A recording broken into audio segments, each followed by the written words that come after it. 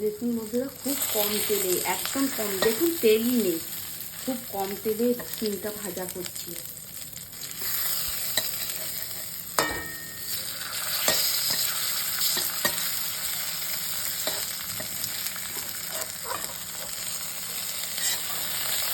দেখুন ভীষণই কম তেলে, তেলও কম লাগে।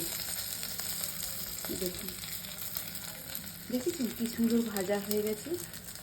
নুন হলুদ দিয়ে ভাজিয়ে, এগুলো ভাজা হয়ে গেলে আবার উঠাবো, আবার যেগুলো কাঁচা আছে এগুলো সাইডে সাইডে দিয়ে দিচ্ছি।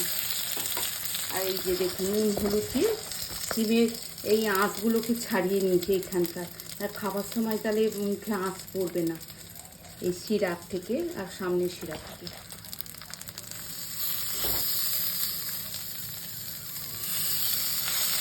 একদম কম তেলে, গ্যাস কমিয়ে ধিমি আছে, তাহলে তেলটাও বেশি লাগবে না, ভালো লাগবে খেতে।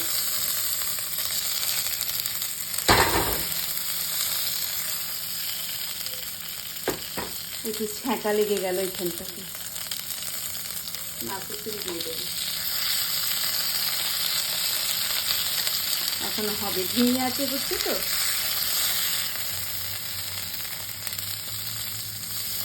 একদমই তেল নেই, জাস্ট এক ফোঁটা কড়াই লাগিয়ে বুলিয়ে দিয়েছি।